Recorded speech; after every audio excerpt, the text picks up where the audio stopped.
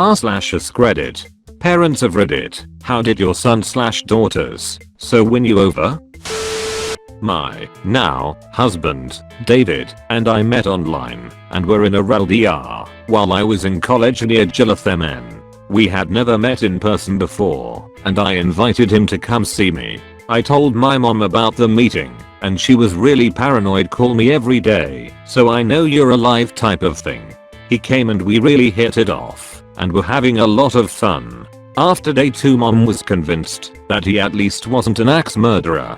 And after a couple of more days I decided that I was into him enough that he should meet my parents. I know, poor guy, but this was a good thing in the long run, so I invited them up on that Saturday. They picked us up, and we all went out to lunch and made some polite conversation, and we decided we should take a small trip to Split Rock Lighthouse, a famous lighthouse on Lake Superior about an hour from Gillith. I remembered that I left my camera in my dorm, so we swung by so I could pick it up. I left David in the car with my folks, alone for just a few minutes. While I was gone my dad joked, quick, let's drive off. To which David, who has a very sarcastic dry wit, responded, I knew that one way or another this trip would end with me dead in the woods. There was a shocked pause, and then my parents started cracking up. When I returned it was clear the ice had broken, and they relayed what had been said to me. My mom was like, I think he'll fit right in. She often relayed this story, characterizing it as the moment she decided that David was right for me. Luckily I agree, haha. I'm a white American man married to a Japanese woman. Here's a story of how I won over her dad, then got him to hate me, then won him back. While we were dating, I was living and working in Japan, and I won over her dad because I could tell puns in Japanese, his favorite style of humor, and because we shared common interests in films and music. We also just got along well, in general. However, he was very old-fashioned, and so my then girlfriend opted to not ever tell him that we were officially dating, even though it was obvious. My company ended up transferring me to Canada, so my girlfriend and I decided to get married in a hurry so she could go with me. When we announced this to her dad, his eyes instantly turned red as he realized his daughter was leaving the house and the country. Tearfully he asked me what my plans were for my career, how I would take care of her, etc. Somehow none of my answers seemed to please him, and the night ended with me feeling like I had fucked up pretty bad. He didn't speak to me for more than 3 weeks, and I knew he resented me for taking his daughter. Then my parents and 3 of my siblings came to Japan to be there when we signed the legal marriage documents, even though we were planning to have a real wedding 1 year later. Both families got together for a fancy and my family saved my ass. They brought gifts for my future in-laws, told stories, jokes, and treated them like royalty. My future in-laws loved my family, and by the end of the week, I was newly married, and my new wife's father treated me like a son of his own. We have gotten along famously ever since, and I credit that all to my amazing parents, brothers, and sisters. Funny end note, we had a real wedding 1 year later, at my home in Chicago. My wife's father's speech ended up being the highlight of night. It went something like this, paraphrasing. 150 years ago, Admiral Perry of the US Navy came to Japan, pointed his ship's cannons at Tokyo, and demanded that Japan open itself to the West for trade. In much the same way, James came into our lives and pointed his cannons at my family. But just as the US and Japan came to be close allies and friends, so too has James grown to be a close friend and member of our family. Everyone told me it was the best part of the wedding. This is a story from my so's parents. It was first year of university and it's still summery outside. Every night for the first week here was drinking and partying on the quad and in the dorms. Well, at the time I had met my so once in the hallway and that was it. Well, one night she goes out and gets blasted, cause her previous BF was always partying despite her protests. Well, she nearly died of alcohol poisoning that night. She was rushed off to the hospital for detox and such. I had no idea this had happened. I only saw the ambulance pull up to my dorm building. The next morning around 5 AM she was knocking on my door still inebriated from the night before. I didn't understand anything she was saying because she just kept saying she woke up in a room, locked to a bed, with needles in her arm, in a thick Slovakian accent too. She failed to mention she was at the hospital, so I let her in my dorm, sat her on my bed, made her a cup of Earl Grey, and put Tarzan on my telly, and had her watch it. Then I slowly tracked down her phone, wallet, and keys she had lost all over campus the night before. Then I bought her a giant 2L bottle of water and food. I brought her to her room, and gave her the food, and then some apple. She told her parents all this, and they were very happy someone had helped her. Later that week she started inviting me everywhere, and we eventually became best friends, and then even more than that. Well, Christmas break rolls around, and she left before me to go skiing with her family. I was texting her asking where she and her family were skiing. They were at a mountain not far away. I asked her how happy she would be if I came the next day. She was thrilled, but thought I was blowing hot air. To her surprise, I was at her lodge the next day after a 12-hour bus ride. She couldn't believe it, and her parents were impressed that I went through all that trouble. I spent the next 3 days skiing and going to hot springs, and then I bussed back to the university to finish my last final. 3 years later I'm still with her, and her parents still highly approve of me for all the things I do for her. Sorry for the wall of text, but it's a big story. Not a parent, but how I won my in-laws over was pretty harrowing/funny. My wife and I knew each other for years, but having done the long distance thing, I didn't meet her family until we eloped. I met the in-laws the day before the wedding. Due to the madness though, I didn't get to know them until a short while later. Visiting them for the weekend, my wife's mom said I could help myself to anything in the fridge. Me, my wife and her brothers went out drinking, and when I came back they urged me to take liberties with any leftovers, which I of course had no problem with. Stumbling upon a bag full of bacon, the shit was equivocal to manna from heaven. Unbeknownst to me though, mom-in-law had cooked it in preparation for one of her kids' graduation parties the next day. I had the misfortune of seeing her wake up, walk to the fridge, discover that I had eaten all of her bacon, and start bawling. She was so stressed about the party that this was the straw that broke the mother-in-law's back. It was my first real impression on her, and I done fucked up. The rest of the fam was really cool about it, and assured me she would get over it. I felt terrible about it though. The next time I visited them, I didn't say anything about it. Still too fresh. But I wore a shirt I made that had big bold letters saying sorry I ate your bacon. We've bonded over the trauma ever since. I don't know about when it happened for sure, but the moment I honestly felt accepted by my SOS family was when we had just gotten back from our very first road trip together.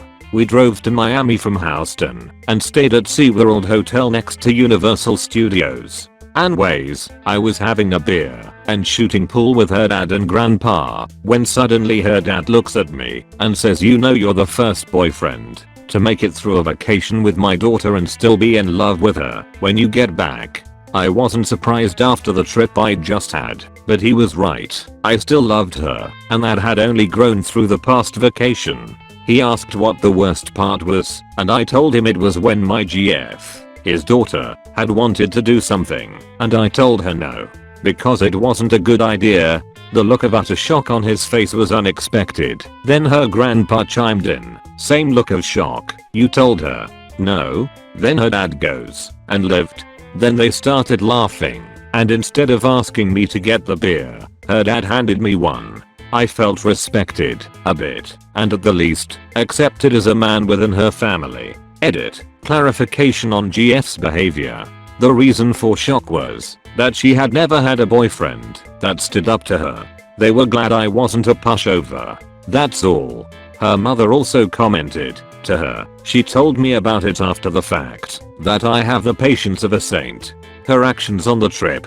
First off, let me explain a bit. My SO is a very high-strung individual who has had traumatic events take place in her past. No, I won't go into any more detail. She has a script now for high anxiety, legitimately attained after blood work, and has regular meetings with her physician.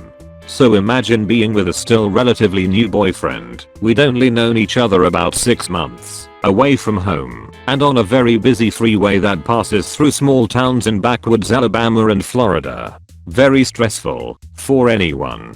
But throw in the fact that she wasn't yet on medication for her imbalance. She was having a rough time of things. Metaphorical example of the problems we fought about until we both broke down and had a heart-to-heart at the end of the week, which is where we calmly sat and discussed what was really bothering us.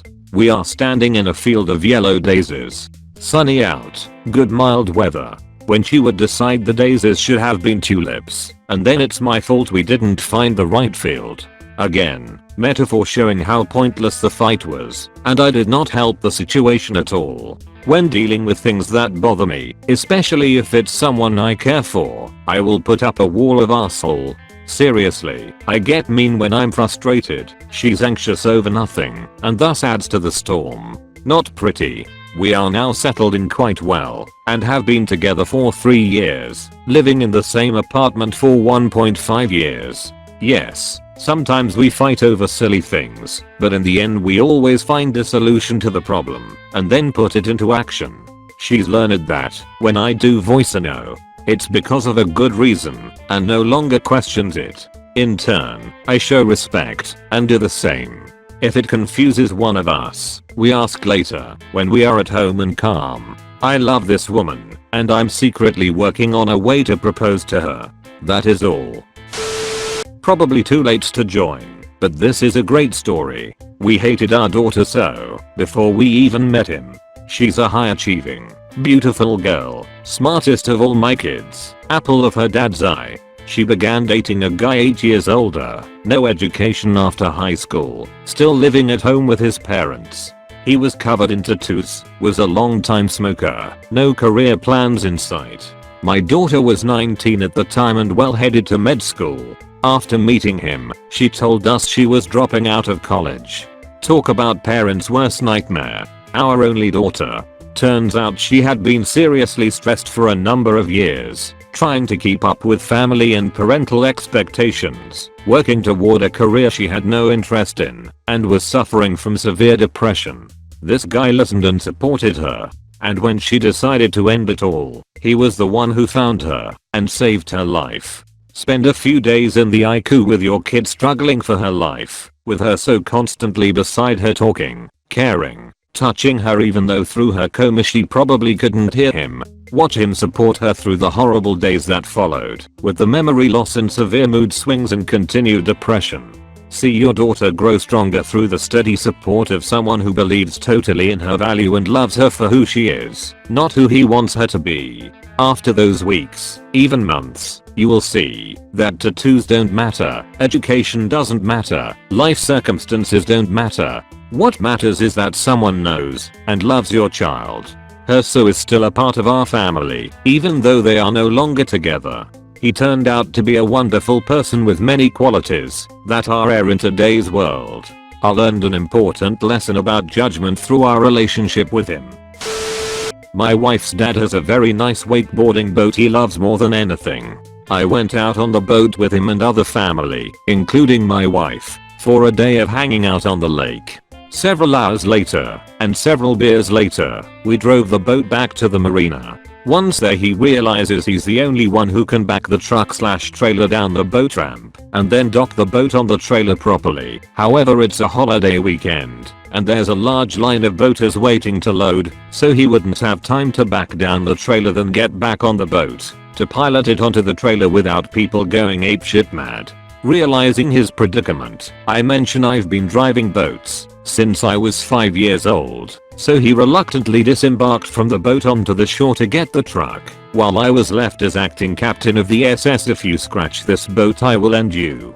I docked the boat on that trailer on the first try quickly and perfectly straight and balanced. That's easy for a little John boat outboard, but a very large 28-foot wakeboarding boat, it can be difficult for even seasoned pros. After that he said I could take the boat out whenever I wanted to, even without him. Translation: I love you more than my own flesh and blood. My daughter's so gonna call him John.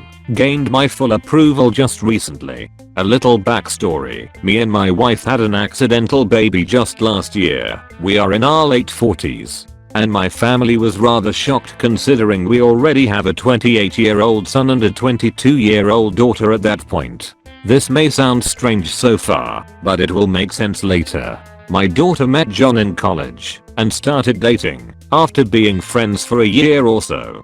Didn't take long after that before we met him, and we thought he was a decent kid, if not a little bit socially awkward and sort of uncomfortable around us. All of her previous boyfriends were more outgoing, and this kid was quiet.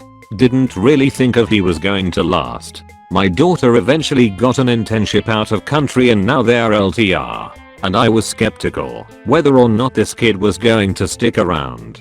Strangely enough, he visits the house and hangs out with my older son, and we all talk and have dinner together pretty frequently, which is interesting considering my daughter never expected him to do this. I found out that the main reason that he visited us so often was because my dog was worried that her new little brother would forget who she is while she was gone. So when John would play with our son, when he thought nobody was around, he would show him pictures of my daughter making goofy faces to try to make sure that he will remember his big sister.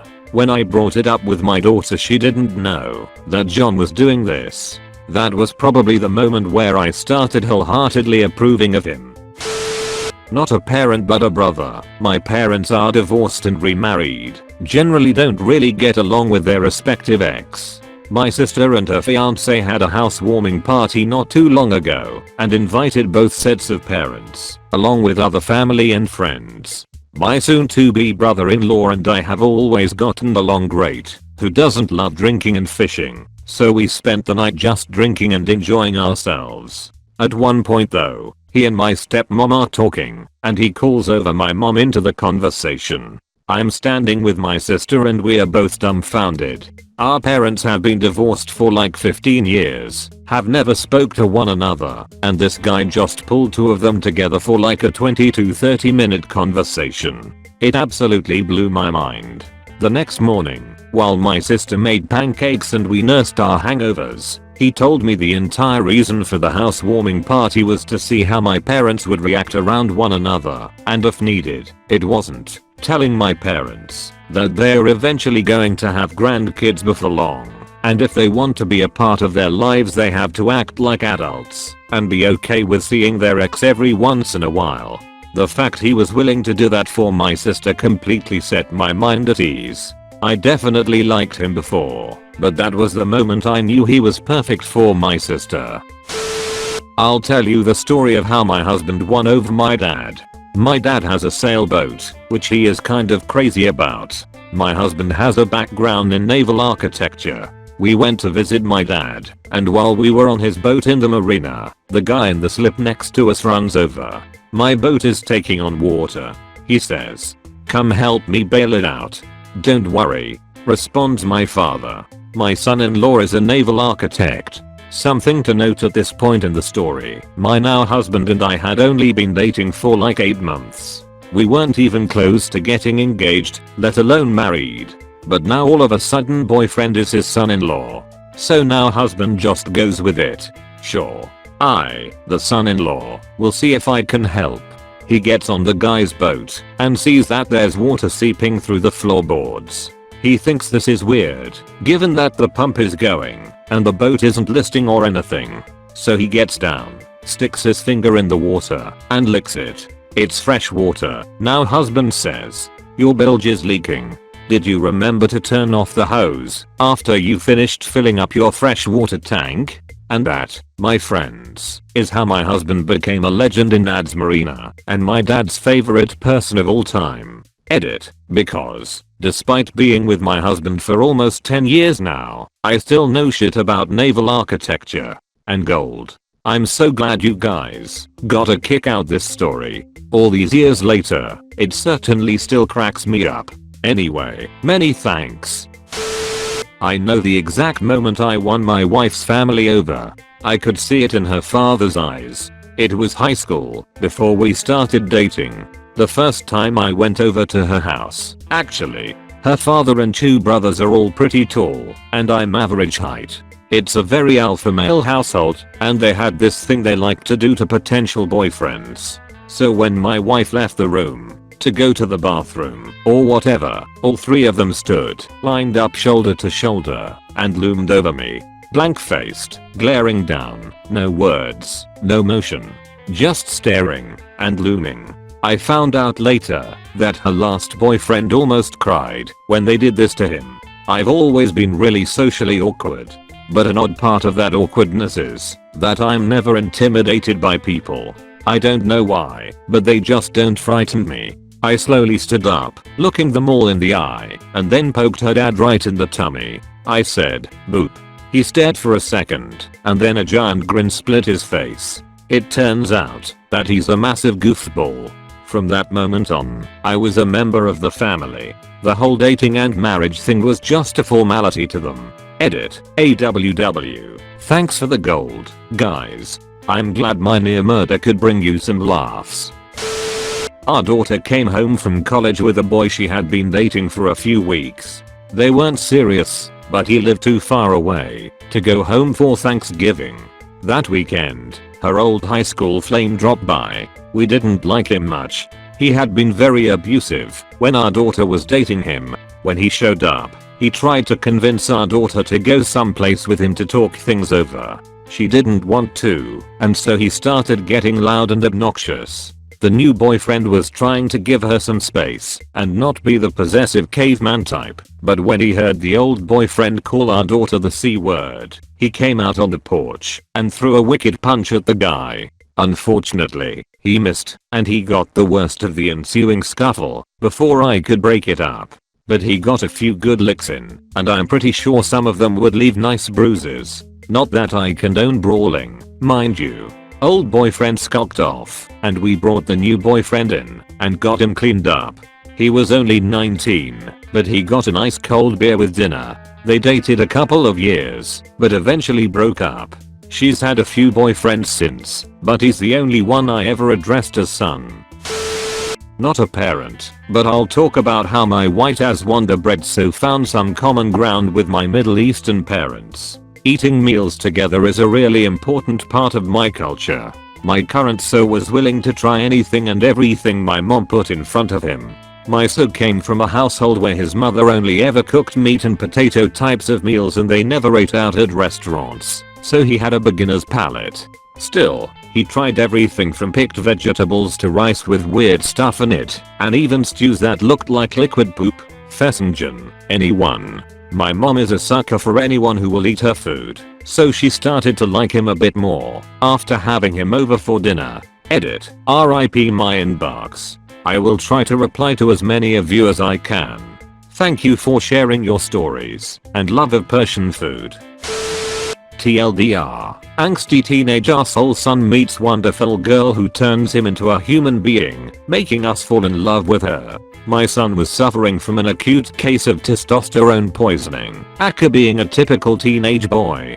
He hated us. He hated his siblings. He hated school. He hated life.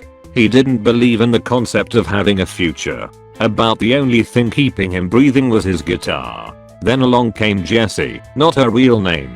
Absolutely gorgeous girl, talented. They met because he needed someone to sing the songs he was writing. Smart as heck. She got into college a year early and just a joy to have around.